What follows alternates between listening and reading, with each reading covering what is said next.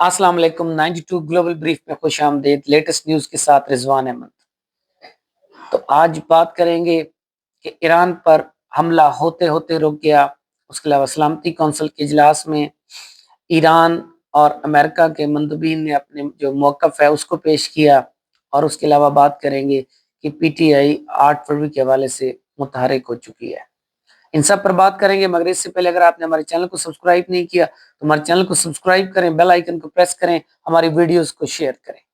बात करेंगे जनाब, लास्ट मिनट जो है वो हमले को रोक दिया गया, ये बताया गया है अमेरिकन मीडिया और प्रेसिडेंट डोनाल्ड ट्रंप की जानिब से कि जो है लास्ट लम्हे पर जो है वो इस ऑपरेशन को, जो कि ईरान के खिलाफ होना था, एक जो है फुल फ्लेज वार होने जा रही थी, अटैक होने जा रहा था ईरान के ऊपर, उसको रोक दिया गया है।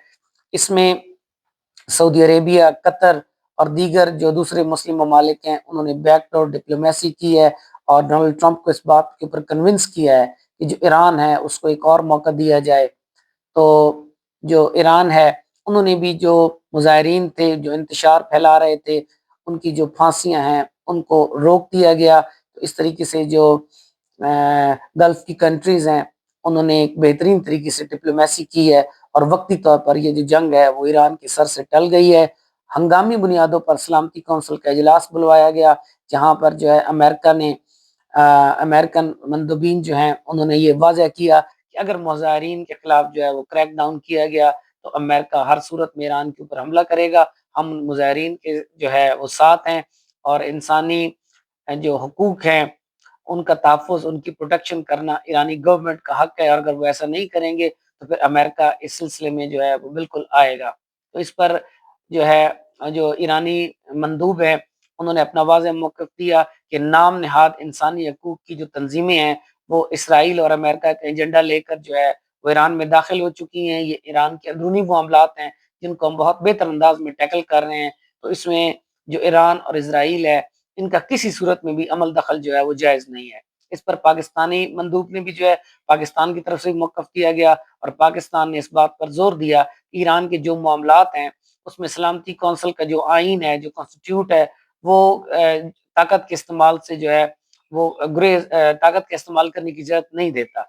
तो पाकिस्तान ने भी इस हवाले से अपने स्टांस जो है वो बड़ा क्लियर किया है कि जो ईरान है इसके जो इस पर अगर जंग आयद की गई तो इसके जो असरात हैं वो पूरे खित्ते पर पड़ेंगे।